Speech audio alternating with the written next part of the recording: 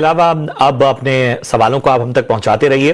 पहले कॉलर को अपने साथ जोड़ते हैं। नमस्कार, बताइए अपना नाम और कहां से बात कर रहे हैं।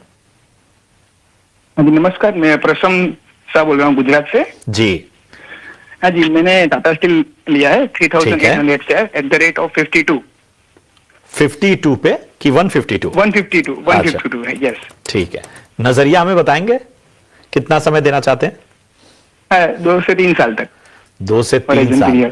तो सबसे पहले तो बधाई आपको, क्योंकि बड़ी अच्छे लेवल पे आपने खरीदारी की है और क्वांटिटी भी अच्छी आपने ली हुई है यहां पर फायदे में होते हुए। टाटा स्टील की यहां पर बात हो रही है और अगर हम देखें तो 161 162 के आसपास इस वक्त टाटा स्टील नजर आ रहा है। बताएं हरीश जी, टाटा स्टील पर क्या नजरिया बन रहा है? मैं एक बार फिर से इनकी बाइंग प्राइस बता देता हूं। 152 के लेवल पे इन्होंने खरीदारी की है, 2 से 3 साल और देना चाहते हैं।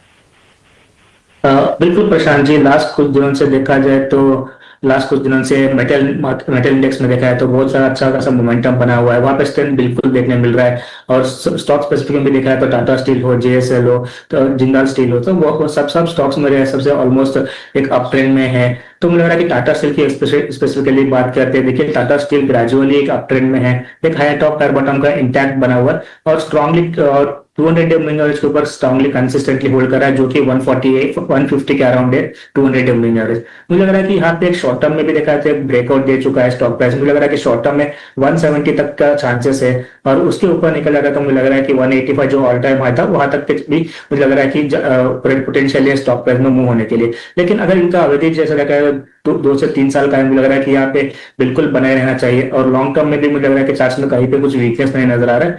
जो भी है मुझे लग रहा है कि डिप्स में चाहे आराम भी कर सकते हैं, ओवरऑल तेजी का रुझान नजर आ रहा है। तो शॉर्ट टर्म की बात करते हैं तो मुझे लग रहा है कि 170 और 185 लेवल्स रहेगा, लेकिन लॉन्ग टर्म पर्सपेक्टिव से बोला लगता है कि मुझे लग रहा है 184 के ऊपर एक बड़ा सा तेजी देखने मिल सकता है। अगर इनको स्टॉप लॉस की बात करते हैं तो मुझे लग रहा है कि इनको 150 के अराउंड स्टॉप लॉस मेंटेन करना चाहिए। मुझे लग रहा है कि क्लियरली एक ब्रेकआउट भी दिया है, शॉर्ट टर्म में होल्ड रखने की राय रहेगी।